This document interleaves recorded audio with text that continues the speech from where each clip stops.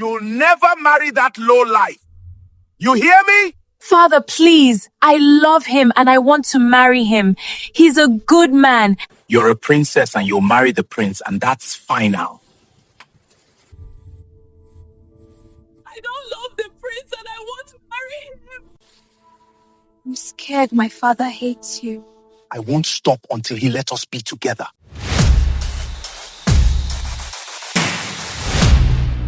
Princess Adeze stood at the window of her hut within the royal palace, gazing out at the awakening kingdom of Ozochi. The dawn sun painted the sky orange and gold, illuminating the thatched roofs of the village beyond the palace walls. She could see smoke rising from early morning cooking fires and hear the distant craw of a rooster. It was a peaceful morning, yet Adeze's heart felt anything but calm. Adeze was the only daughter of King Odum of Ozochi. Her name Adeze meant daughter of the king, and she truly was the cherished princess of the land. She was young and kind-hearted, with bright eyes that always observed the world beyond the palace with longing. Though she wore fine royal garments, a wrapper of rich blue clothes around her waist, and a lighter cloth across her shoulders, decorated with tiny shells. She often wondered what it would be like to dress plainly and walk freely among the people.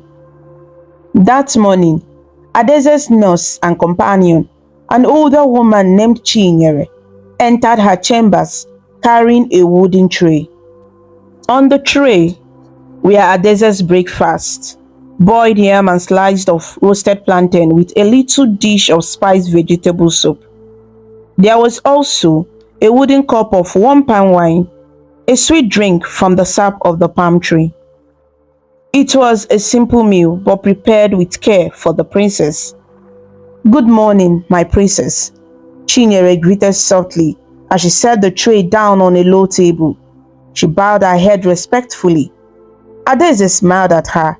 Even though Adeze was royalty, she always treated her attendants kindly. "Good morning, Chinyere," Adeze replied, sitting on a woven mat by the table. "Thank you. This looks delicious." Adeze picked up a yam piece and ate slowly. Though her mind was elsewhere, Chinyere noticed the faraway look in the princess's eyes. "Today is the New Yam Festival, is it not?" Chinyere asked gently. In Ozochi, the New Yam Festival was one of the biggest celebrations of the year. It marked the time of harvest, when the first yams of the season were offered in thanks to the gods and ancestors. There will be feasting, dancing, and masquerades in the village square. Adeze would be expected to attend by her father's side, dressed in her finest attire, to present yams and greet the people. "Yes, it is," Adeze said. She tried to smile, but it wavered. "I should be happy. It is a day of joy for the kingdom." She set down the half-eaten piece of yam. "But I feel worried." Chinyere sat down beside her. She was not just a servant. She had cared for Adeze since the princess was a baby and loved her like her own child. "What troubles you, my princess?" she asked. Adeze hesitated. She trusted Chinyere, but the thoughts in her heart were secret and heavy. "Father has been talking about our neighboring kingdom again," she finally admitted quietly. "He says the peace between our kingdom and the kingdom of Obododike is fragile. You know how they have fought in the past.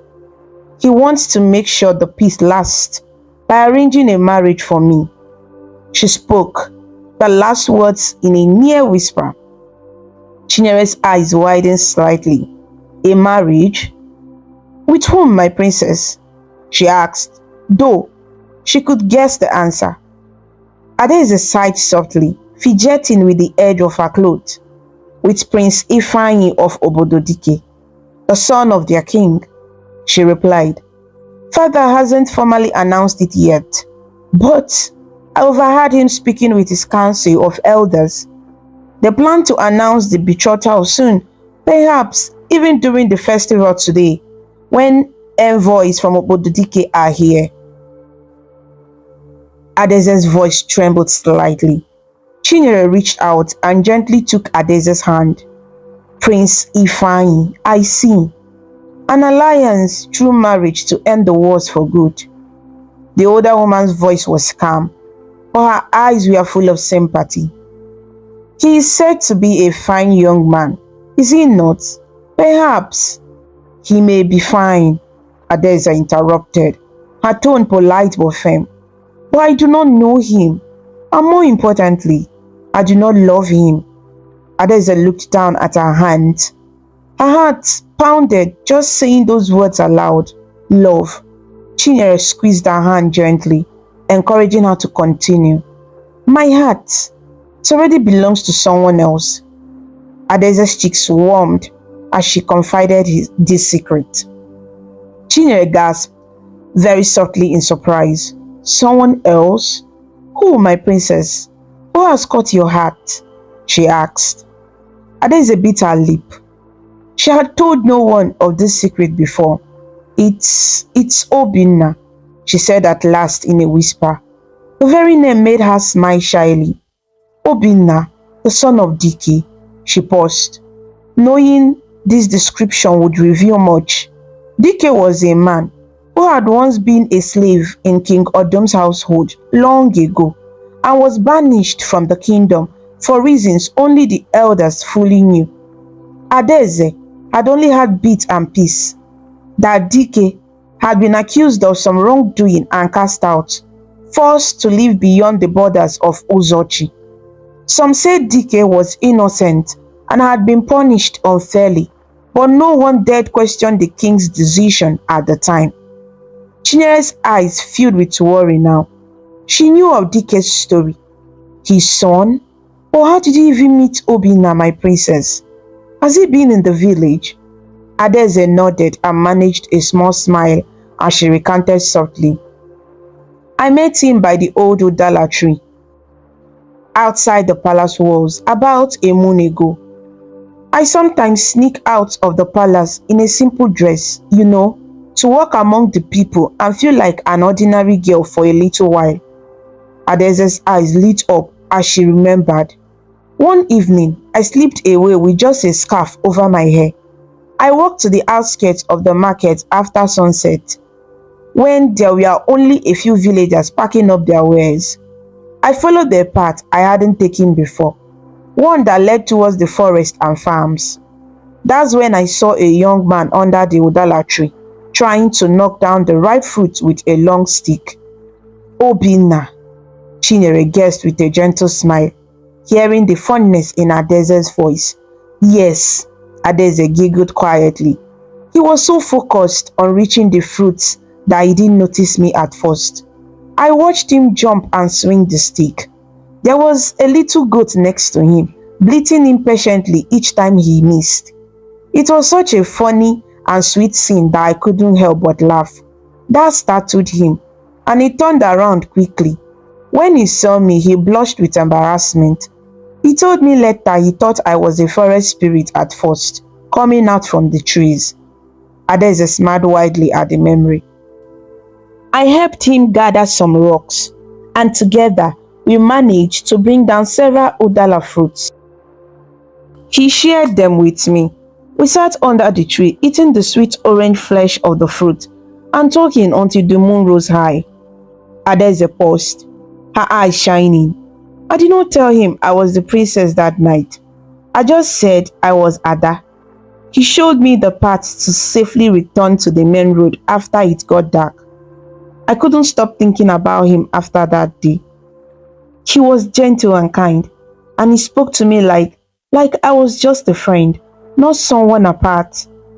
For the first time, I felt truly seen for who I am inside, not just as a princess in fine clothes. Oh, Adeze, Chinyere whispered, sharing the girl's joy but also fearing for her. And you saw him again after that? Adeze nodded. Yes, we met many times since then, always in secret. Sometimes by the Odala tree, sometimes by the riverbank at dusk. I always dress simply as Ada. He calls me Ada, and I call him Obi. He tells me stories about animals in the forest and mimics their sounds to cheer me up. He even carved a small wooden doll for me. He's very good with carving wood. He learned from his father. Chinyere listened, and she could see how happy Adeze was when speaking of Obinna. But she also knew the dangers. A prince from a rival kingdom was one thing.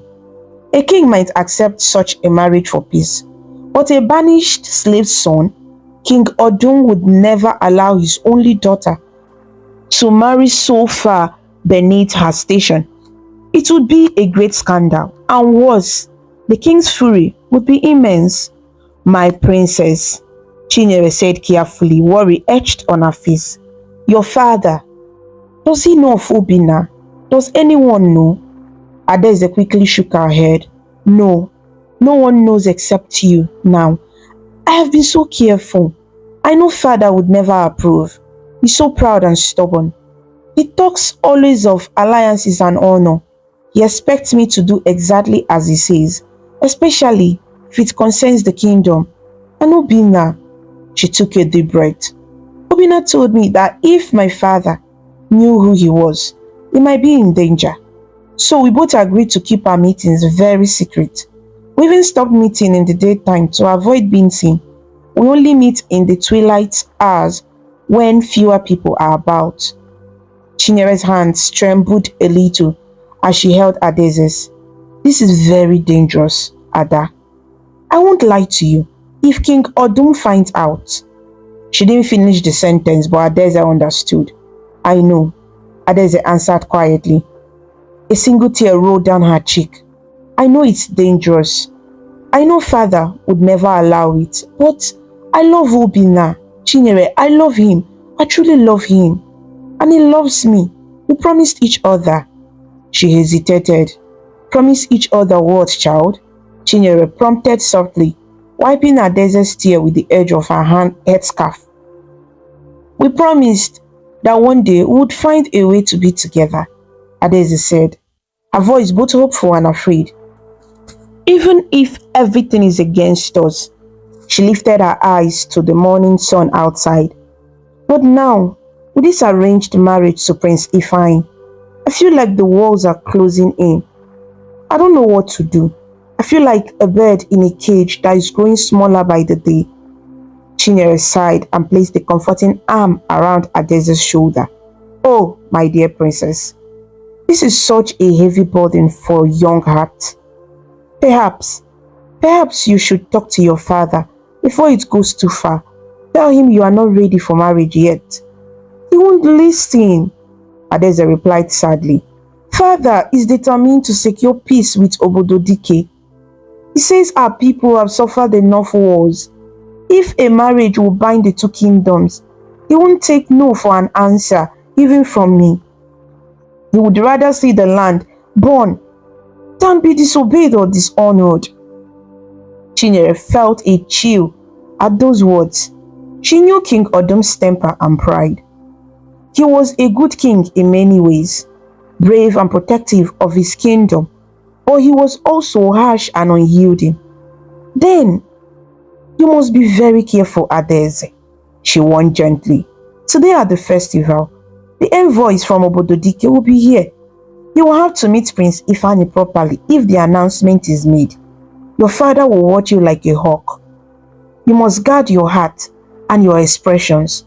If anyone suspects that your heart is elsewhere, I understand, Adeze said, straightening and wiping her face. She knew Chinyere was right. Today would be difficult.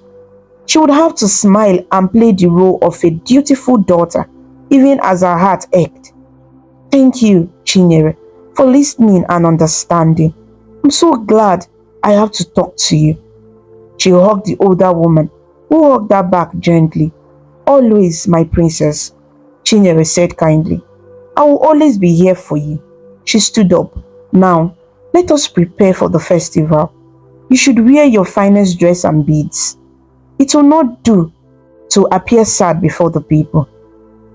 Perhaps the gods will be kind and show a path through these troubles.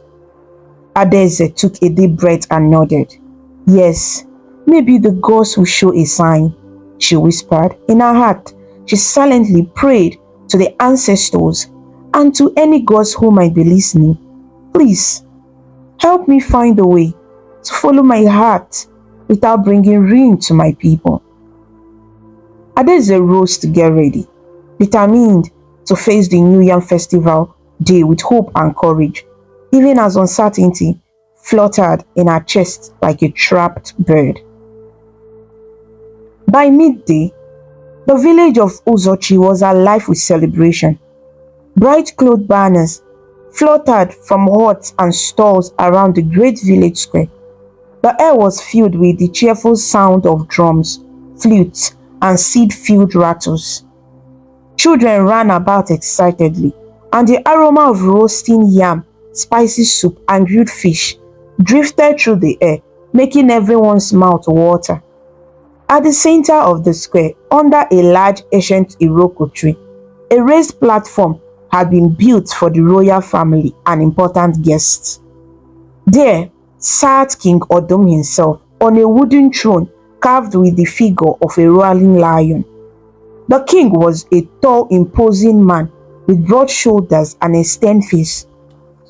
He wore a richly woven crimson robe, and around his neck hung heavy coral beads that glistened in the sun. A fine crown of beads sat upon his head, and eagle feathers jutted proudly from it, symbolizing his status and courage. Queen Nneka, Adaeze's mother, sat to his right, a graceful woman in a deep green wrapper with gold embroidery. Her wrist and neck were adorned with beads as well, and a light shawl covered her head modestly. Adaeze sat to her father's left on a smaller throne-like seat. She was dressed in a beautiful outfit chosen for the day, a flowing dress made of hand-woven fabric dyed bright blue and patterned with triangles. Over her shoulders, she wore a short cape of velvet. Around her forehead, she had a band of coral beads, and more coral bead necklace layered on her neck. Tiny brass bells were tied around her ankles so that they jingled when she moved. To the people below, she looked every bit the radiant princess. Adaeze smiled and waved gently to villagers who looked up and cheered at the sight of their beloved princess. Outwardly, she appeared composed and happy, but inside, her heart was racing as she scanned the crowd for a familiar face. Somewhere among the dancers, drummers, and spectators, Obinna might be there.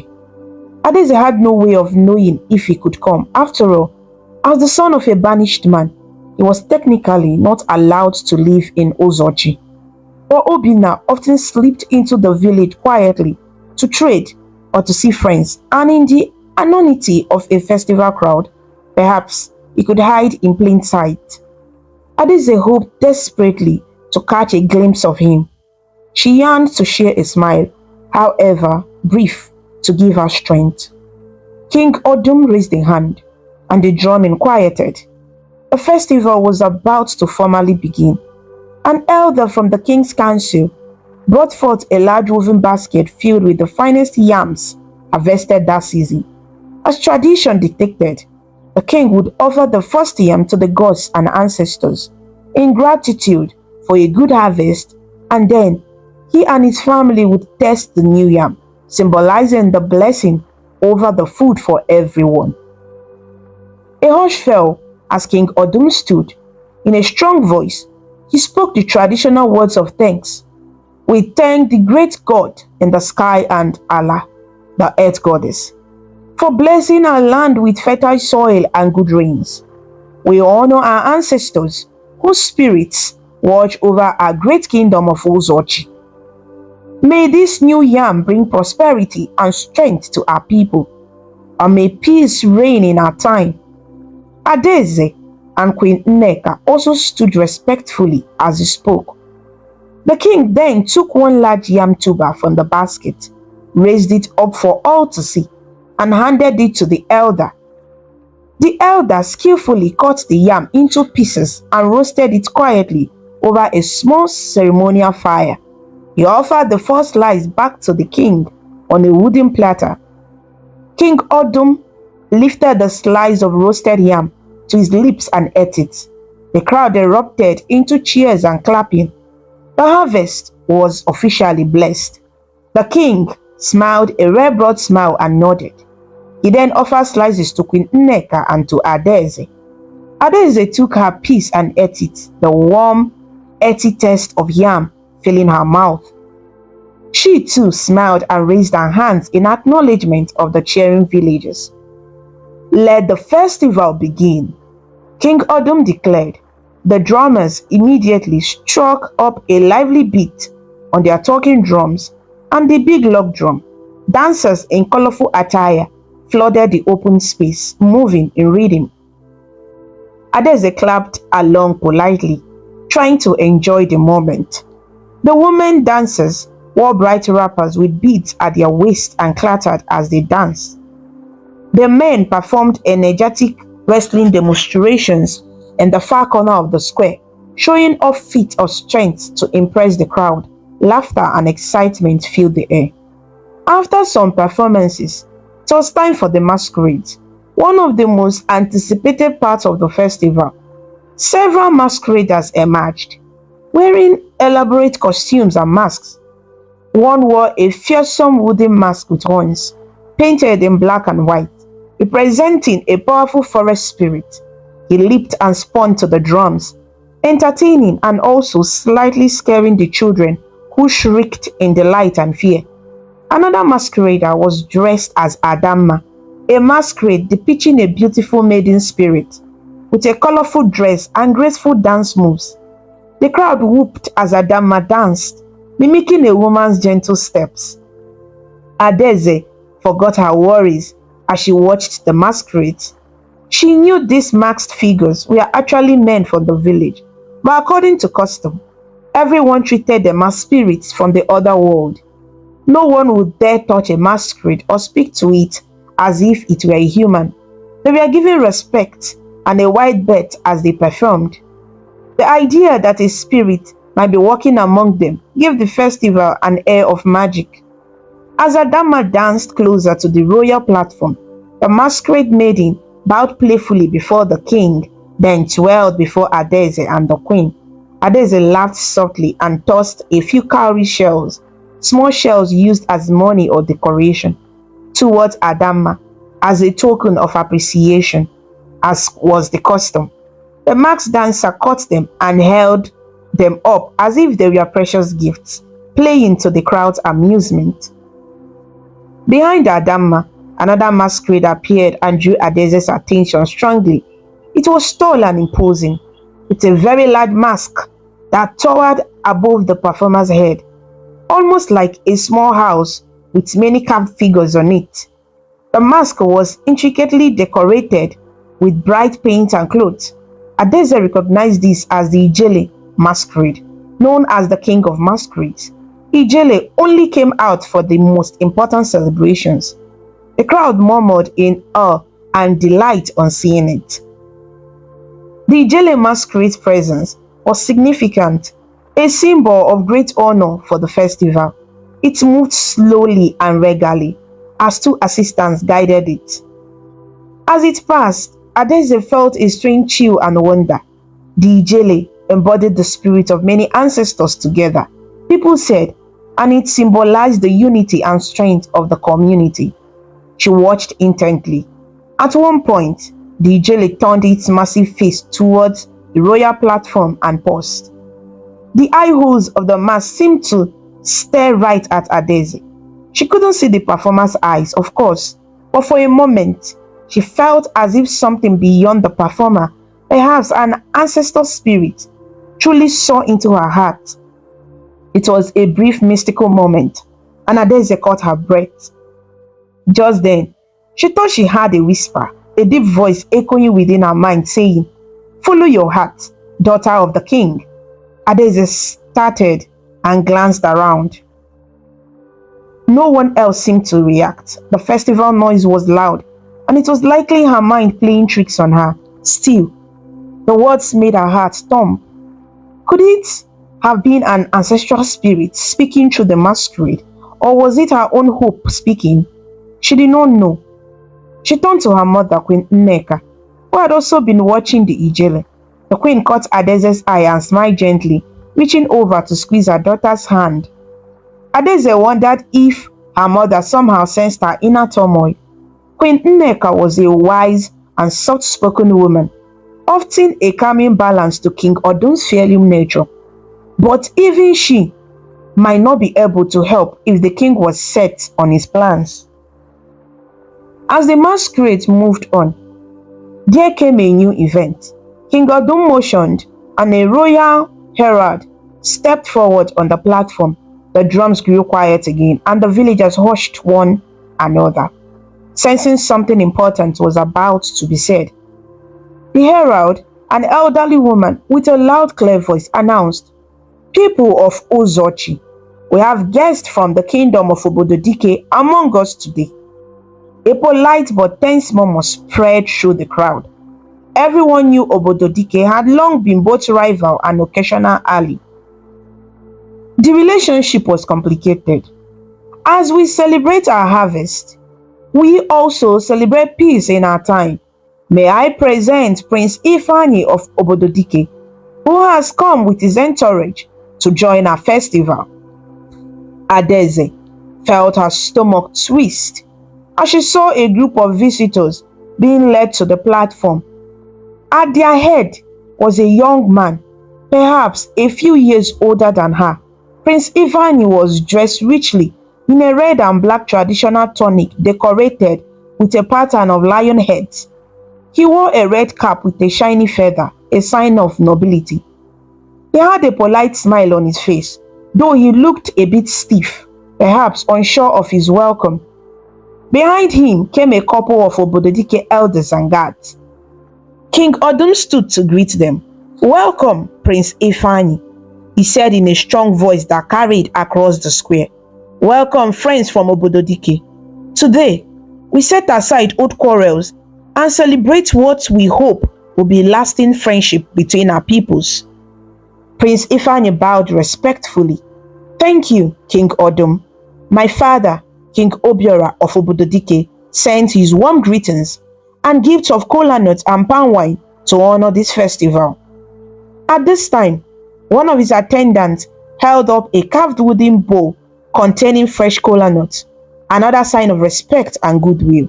In Igbo custom, presenting kola nuts is a gesture of hospitality and alliance. King Odum smiled and accepted the offering.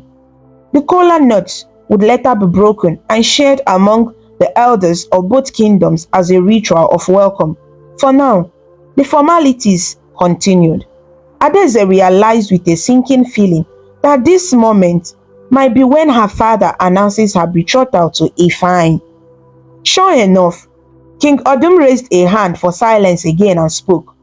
"Today is not only a day of harvest and celebration, but also a day of new beginnings for our kingdoms. As King of Ozochi, I wish to share joyful news with you all." He gestured for Adeze to rise and stand beside him. Adeze's legs felt weak, but she stood and stepped forward. The crowd watched curiously. Many did not yet know what would be said. "It is my honor," King Odum proclaimed, "to announce the betrothal of my daughter, Princess Adeze of Ozochi, to Prince Ifeanyi of Obododike."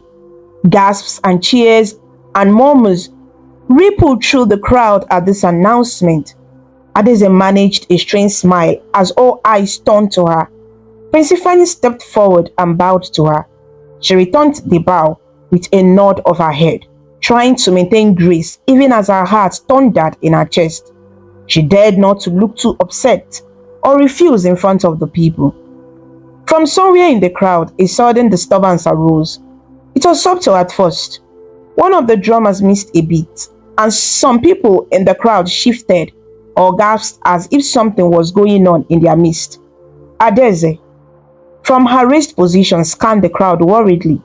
She saw two palace guards pushing through a section of the crowd near the front.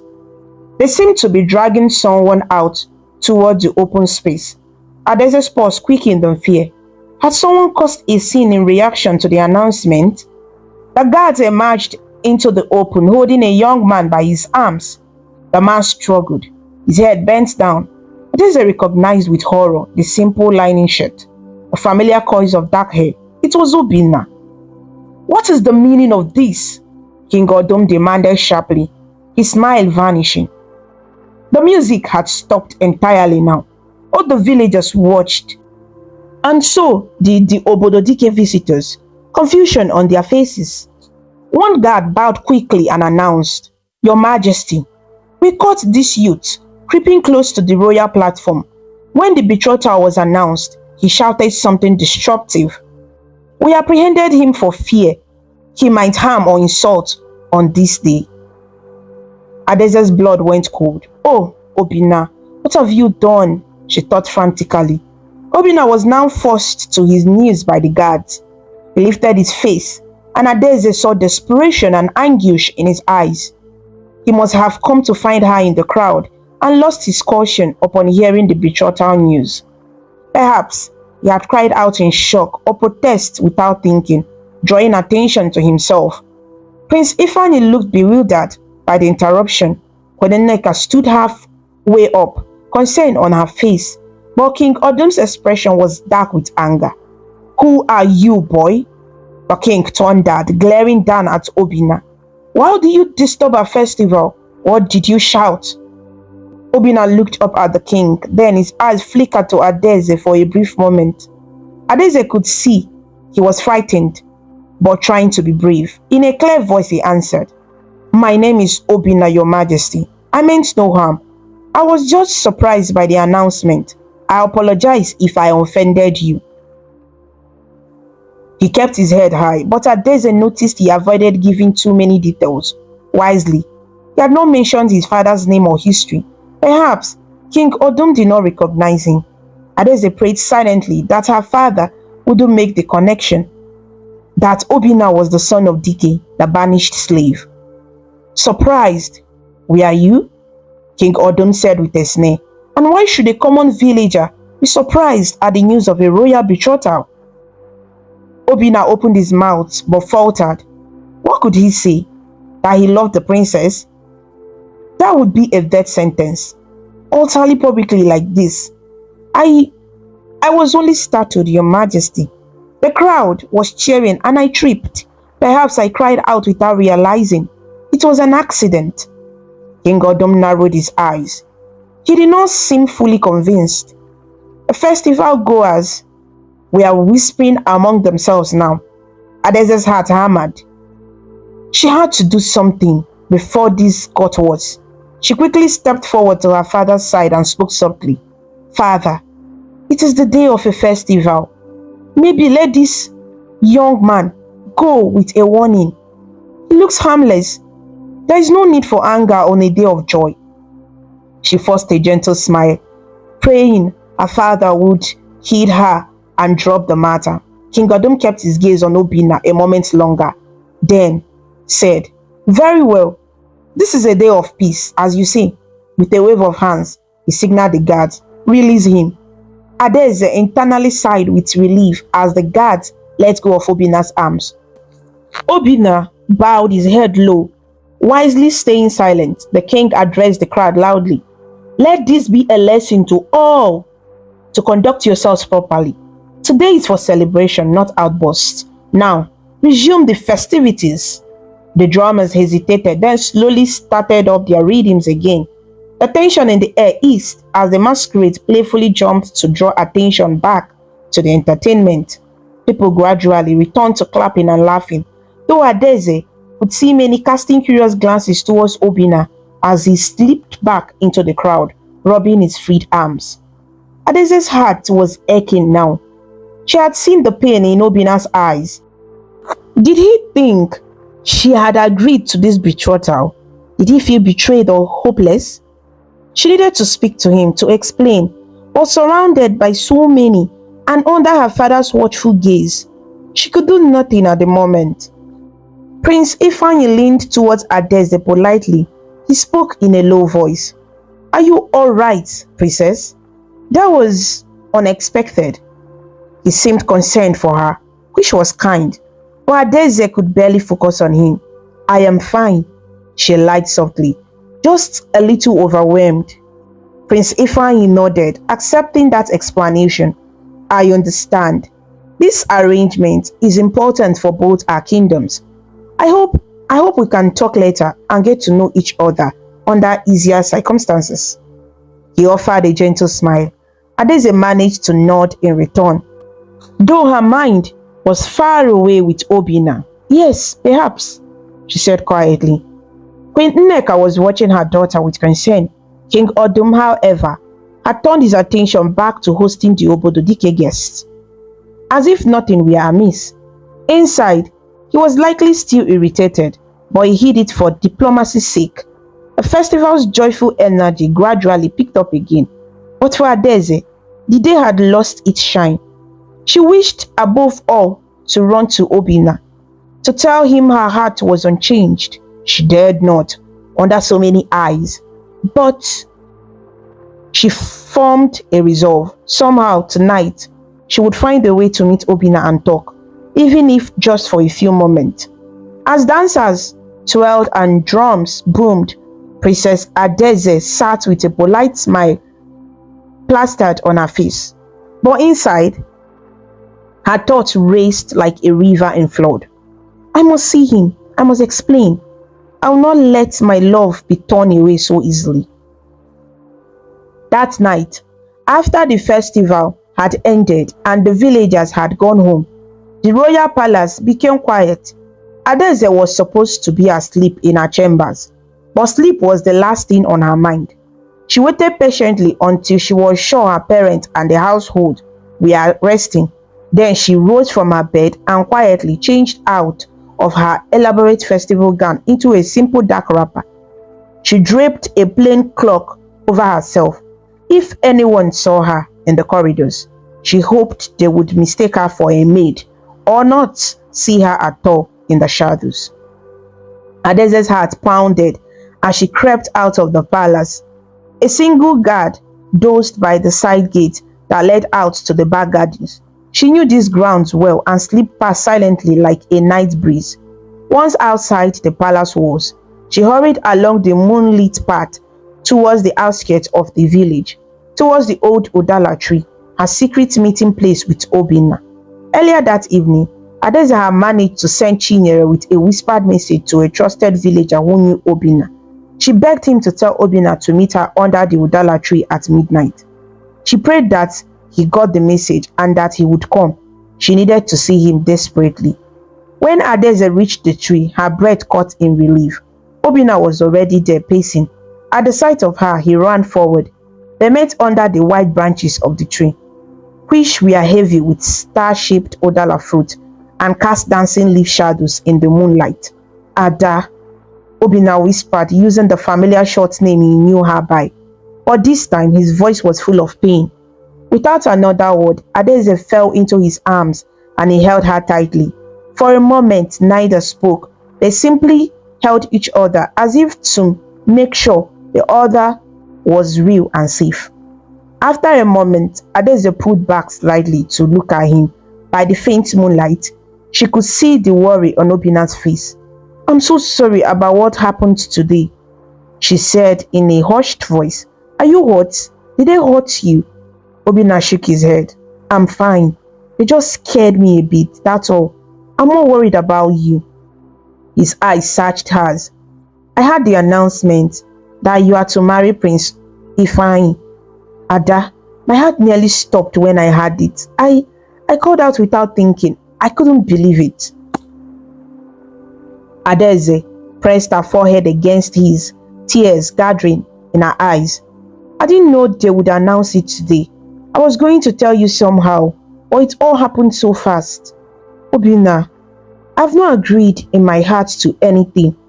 I didn't want to marry him. But your father, My father is forcing me, Adeze whispered angrily. He thinks marrying me to Ifeanyi will ensure peace with Obododike. But I don't love Ifeanyi. I love you. She touched Obina's cheek gently. Obina closed his eyes at her touch, then opened them with a determined look. I love you too, Adeze. You know I do.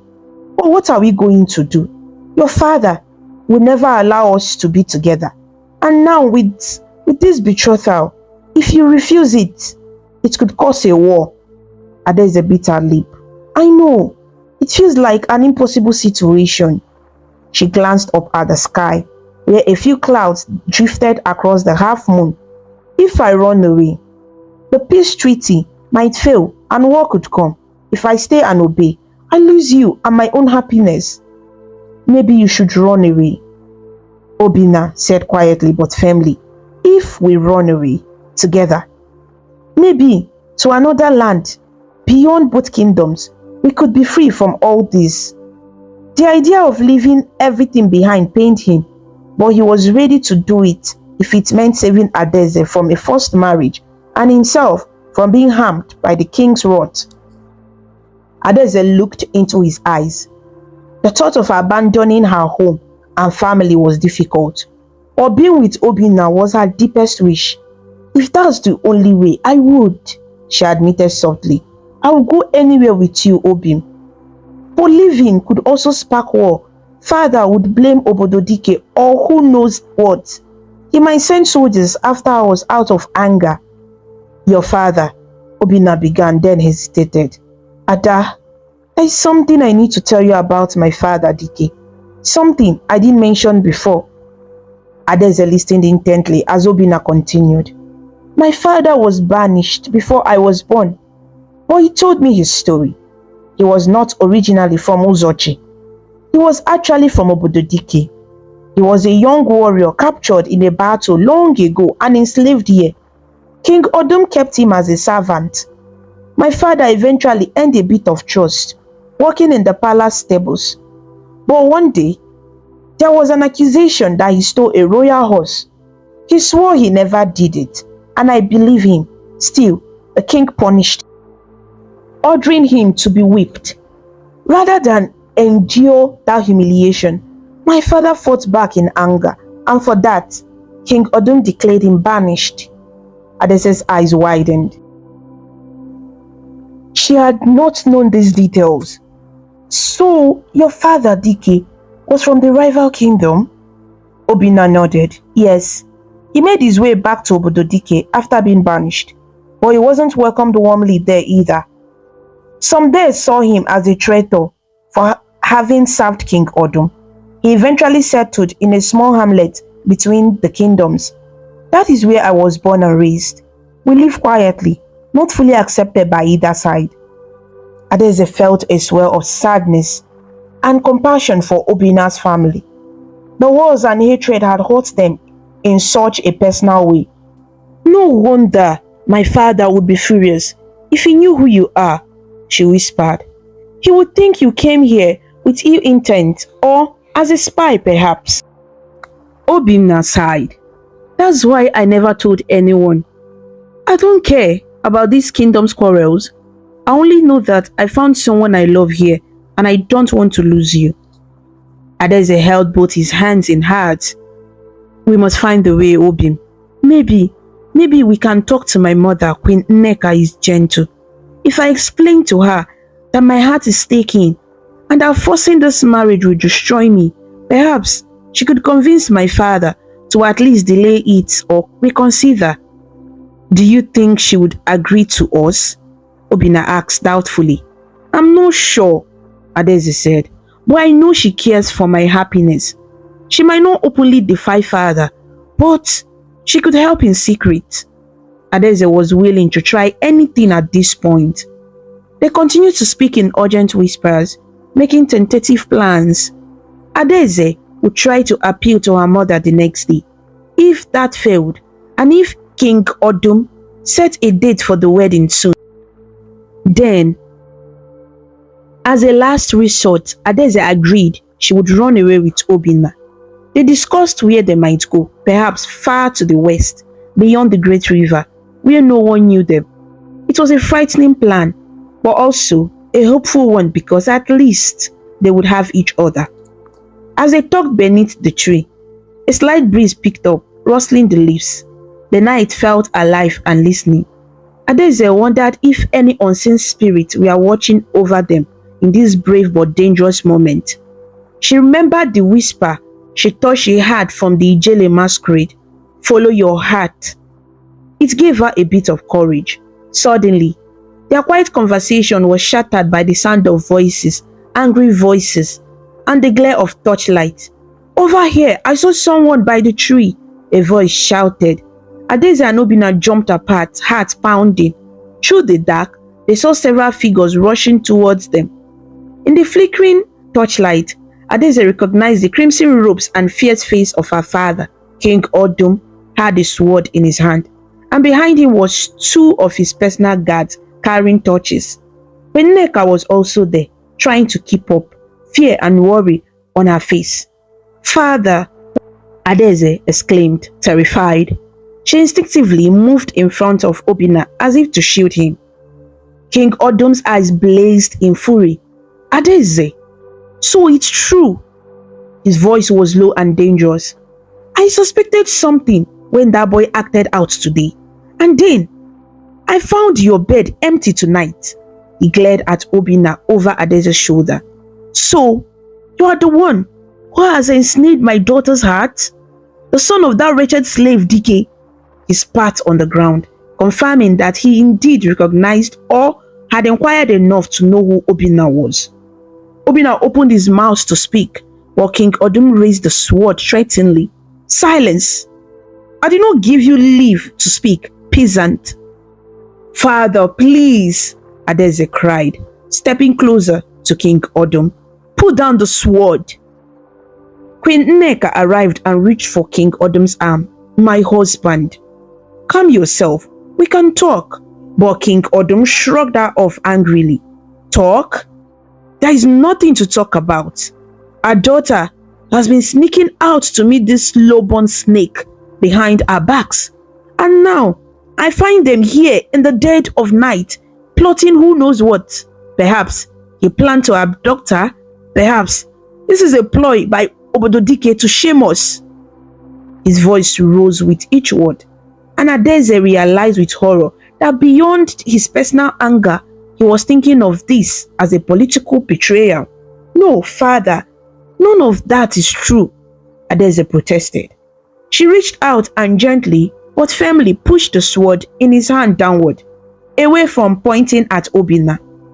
"Obinna did not ensnare me or trick me. We love each other. I came here of my own will." King Odum's face contorted with rage and disbelief. "You love him? A commoner? The son of a slave? After all my efforts to arrange an honorable marriage for you and secure our kingdom's peace, you throw it away for this?" Adaeze's eyes filled with tears, but she stood her ground. "Father, I'm sorry. I never wanted to hurt our kingdom, but I cannot help what my heart feels. Obinna is a good man, kind and brave. He loves me truly. Isn't that worth something?" "What of duty, Adaeze?" the king roared. "What of your duty to your people, to your family?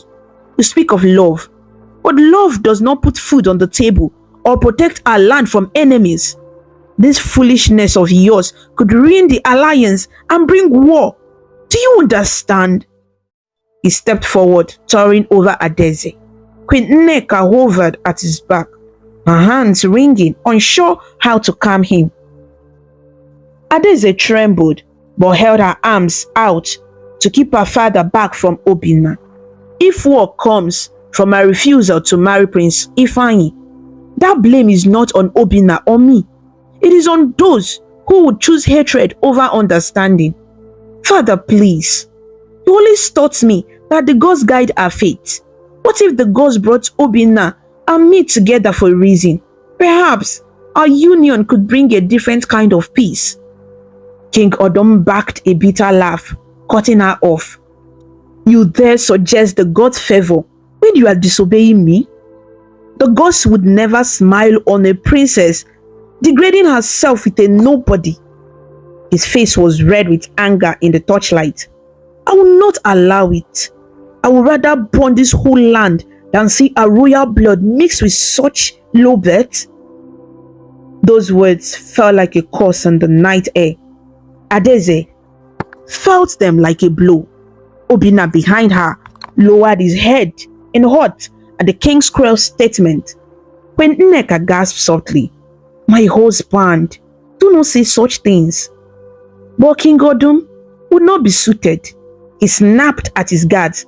"Seize that wretch." The two guards advanced and roughly grabbed Obinna by the arms again. Adeze cried out, trying to hold on to him, but one guard pulled her away gently, not wanting to hurt the princess. Obinna did not resist this time. He locked eyes with Adeze, silently pleading for her to stay safe. "Father, no, please, father." Adeze sobbed, reaching out toward Obinna as the guards held them apart. "Don't hurt him." King Odum pointed his sword at Obinna's chest. "You dare to touch my daughter? To steal her heart and dishonor me?" "Father, he did nothing wrong. We love each other," Adeze cried. She struggled free of the guard holding her and fiercely moved between her father and Obinna, effectively placing herself in front of Obinna as a shield. She spread her arms. "If you want to harm him, you will have to go through me," she declared, tears streaming down her face. For a brief moment, King Odum looked stunned.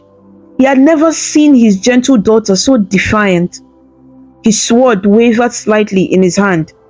"Adeze, move aside," he growled, though less confident. Queen Nneka took the chance to speak, stepping beside Adeze. "My husband, please, think about what you are doing. This is our only child. She's miserable. Can't you see her heart is set? If you spill innocent blood here, our daughter may never forgive you, and the gods may not either." King Odum's jaw clenched. He was torn between fury and a father's love, and he was not used to feeling unsure.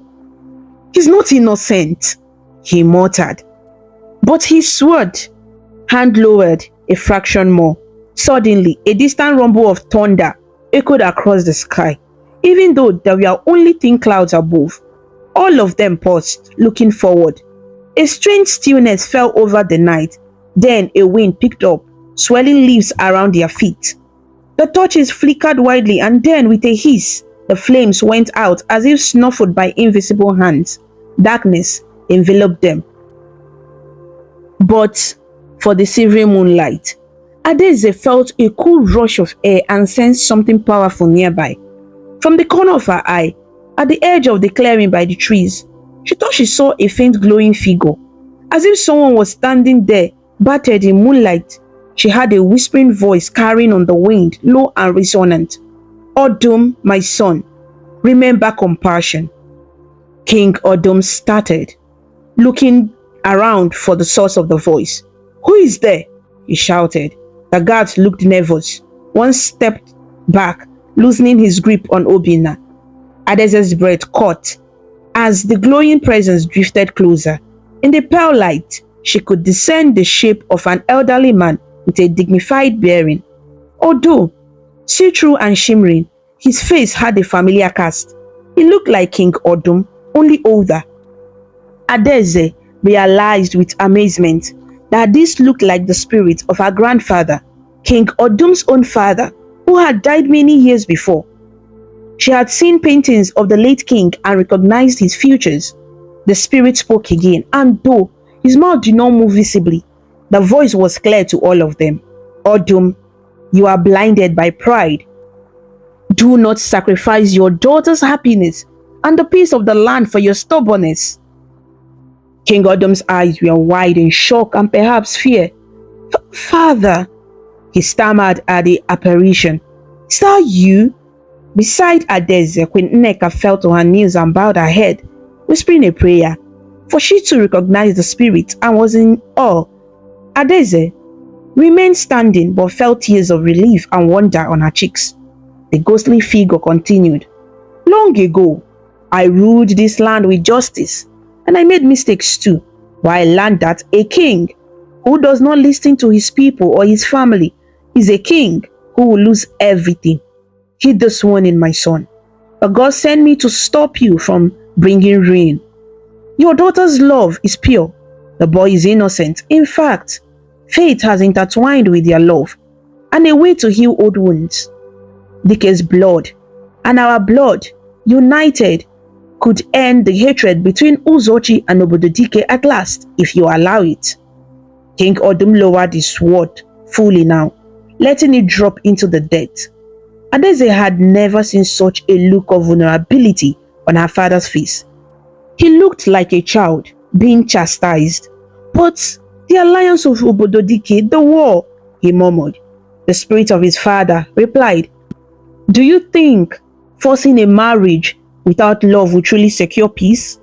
Peace built on hurt and lies will crumble. But a peace born of understanding, forgiveness, and true loyalty will endure. Show mercy now. That is the act of a great king. With that, the glowing figure slowly faded, the light dissipating into the night breeze. The leaves stopped rustling, and silence fell except for the distant crickets chirping. All present were in stunned silence. King Odum's sword lay forgotten on the ground. Adeze dared to hope. She gently stepped forward to her father and softly said, Father, please, I beg you, listen to grandfather's spirit. I love Obinna, he loves me. We never meant any harm. If you punish or kill him, I'll be heartbroken forever, and that sorrow will haunt this kingdom. But if you allow us to be together, we can find a way to keep peace. We will both work to make sure our people never suffer from war again. I swear it. Obinna, finally released completely by the guards, who were now trembling from what they witnessed, walked up and knelt in front of King Odum. Your Majesty, he said, his voice respectful but passionate. I have nothing to offer but my devotion. I am not of noble birth, but I promise I'll protect and cherish your daughter with my life. I do not seek to dishonor you or your kingdom. I only seek her happiness and mine. If our marriage could somehow bring an end to old grudges, I would devote myself to that cause as well.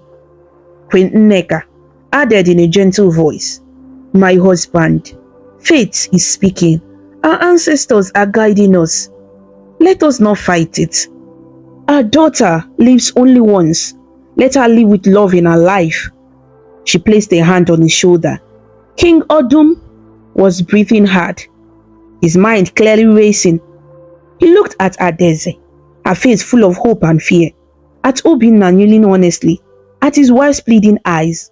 The anger and certainty in his face slowly gave way to pain and then exhaustion. He seemed to age years in that moment. As the weight of what he almost did fell on him, finally, with a great sigh, he closed his eyes and nodded slightly. Stand up, boy, he said to Obinna, not unkindly. Obinna rose to his feet, keeping his head bowed. The king looked at Adeze, tears glistening in his own eyes now. My daughter, Adeze, I have been harsh. I thought I was doing what was best for our kingdom. I still fear what may come, but... He paused, swallowing hard. Oh, I cannot ignore what I just saw and heard. The ancestors would not have intervened if this were not important. He let out a raged breath. Perhaps, I have been wrong. Adeze felt a surge of cautious joy. Father, does that mean... She dared not finish the question. King Odum teetered his pride as he would a sword. In a weary voice, he said, I will not harm Obinna, and I will consider what to do about this betrothal. I would rather find another way to keep peace than to lose my daughter forever. Adeze let out a cry of relief and threw her arms around her father. Oh, father, thank you, thank you. King Odum gently embraced her back. a tear rolling down his cheek as he realized how close he came to losing her trust and love. Obinna stepped closer and bowed deeply. "Thank you, Your Majesty. You will not regret showing mercy." King Odum eyed him with a stern but softer expression. "You realize, boy, that this will not be simple. There are consequences I must manage. The king of Obododike will need to be informed and appeased for a broken betrothal. But I will handle that." He straightened up, some of his authoritative air returning. "For now, we'll keep this matter private until I speak with my council in the morning. You, Obinna, will stay in the guest hut under guard for your own protection as much as anything else, so no one harms you. And Adeze, you'll return to the palace with your mother. We will talk more at dawn." Adeze nodded eagerly, her eyes still shining with tears, but now of happiness. Queen Nneka came and put an arm around her, smiling gently through her own tears. "One last thing," King Odum said, placing a hand on Obinna's shoulder briefly. "Your father, Dike, if he leaves, I will consider pardoning him formally. What happened in the past, perhaps I was too quick to judge then as well." Obinna's eyes widened. "He's alive, Your Majesty, though aging. To hear of a pardon, it would mend his heart, thank you." King Odum simply nodded. There was much healing to be done. Turning, he picked up his sword from the ground and then silently led the way back towards the palace, his guards flanking Obinna gently this time, not as captors, but almost as escorts. Adeze walked beside her mother, holding Obinna's hand discreetly for a moment in the darkness, sharing a glance full of gratitude and love. Their path was lit by the moon, which now shone clear and bright, as if the heavens were blessing the new understanding forged on this midnight encounter.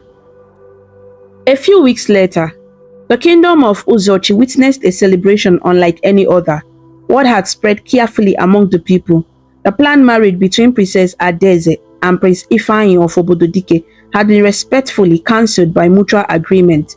There will be no war. King Odum had sent generous gifts and envoys to Obododike, explaining that Adeze's heart belonged elsewhere, and surprisingly, the response had been understanding.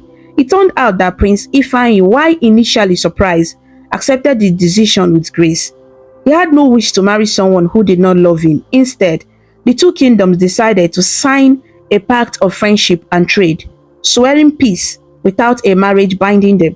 It was a bold move, but both sides were wary of war and willing to give genuine peace a chance. King Odum, true to his word, had also officially pardoned Dike, Obinna's father.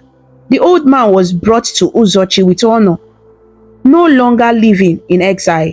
When Dike arrived, King Odum met him in the palace courtyard and in front of the council of elders, apologized for the harsh punishment years ago. It was a moving movement.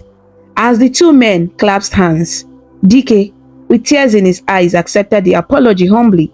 The burden of shame and bitterness he had carried for so long seemed to lift. This act of reconciliation further mended the rift between the kingdoms, since Dike's banishment had been a lingering sore point, and now the village square of Uzochi was decorated once again with bright clothes and flowers. But this time, it was not a harvest festival, it was a wedding celebration. Princess Adeze, dressed in beautiful traditional bridal attire, stood under the same great Iroko tree where the New Yam festival had taken place. She wore a shimmering white blouse and a rich blue and gold patterned wrapper around her waist. A veil of delicate lace hung from a coral beaded headpiece, framing her smiling face. Her wrists were adorned with ivory bracelets that had belonged to her grandmother, and around her neck, she wore a new necklace of polished beads given by her father as a wedding gift. Beside Adeze stood Obinna, wearing a fine tunic of deep green with gold accent. He too wore a string of beads over his shoulder and a red cap given to him by the elders, a sign that though he was not born noble in Uzochi, he was being welcomed and honored as a worthy man. Obinna's face glowed with happiness and a touch of awe. It was hard to believe that just weeks ago, He had been resigned to being a fugitive or worse, and now he was about to marry the love of his life with the blessing of a king. King Odum and Queen Nneka stood close by, acting not just as monarchs, but as proud parents. King Odum had a calm, thoughtful expression. He had changed in these past weeks. He smiled more often, especially when he saw Adaeze and Obinna together. He was clear to all that he loved his daughter dearly and had come to accept her choice. Queen Nneka was radiant with joy, busy overseeing the final preparations and making sure everything was perfect. The wedding followed both Uzochi and Obododike's customs to symbolize unity. Elders from Obododike had also come, including Prince Ifeanyi himself, who stood respectfully among the guests, smiling with genuine goodwill. In one part of the ceremony, Adaeze carried a wooden cup of palm wine across to Obinna as per tradition. Her hands trembled slightly with excitement as she offered the cup to him. This was a symbolic act in Igbo custom, where the bride identifies her groom among the crowd and gives him wine to drink, showing she accepts him.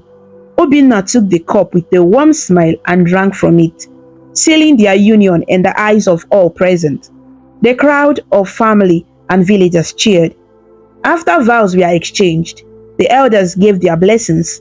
Dike placed his hand on his son's shoulder proudly. Chinyere, standing near Adaeze, wiped happy tears from her eyes. Even some of the guards who had once dragged Obinna now congratulated him heartily.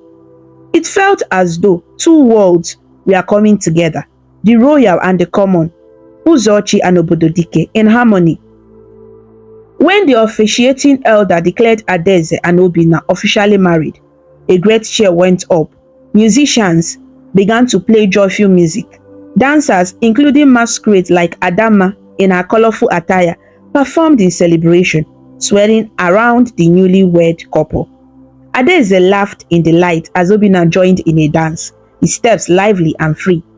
As the celebration continued, King Odum raised his staff for attention briefly. In a clear voice, he addressed the people.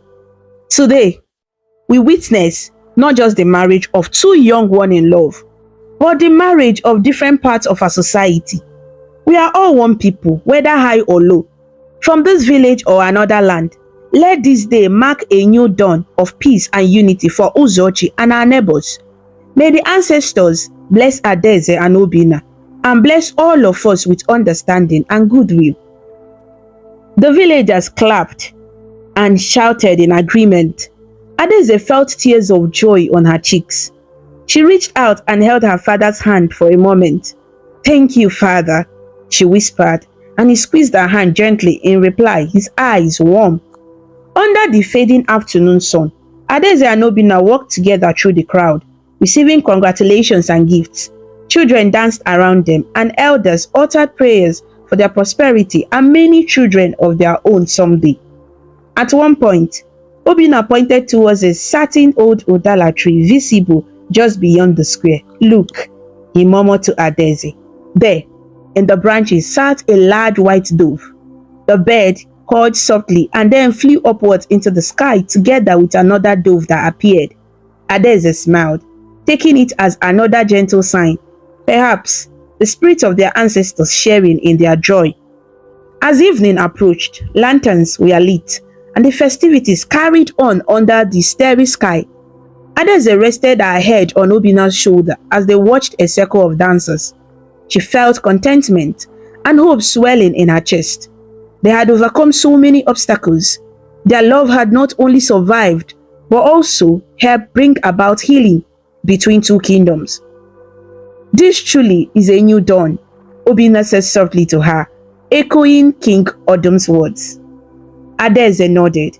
"And we will face it together," she replied. Their fingers intertwined, and they gazed at each other with love. Around them, the celebration of unity and peace continued long into the night, marking the start of a hopeful future for the kingdom of Uzochi and all who lived there. This story teaches us that true love sees beyond social status, and that judging people by their background can destroy happiness and peace.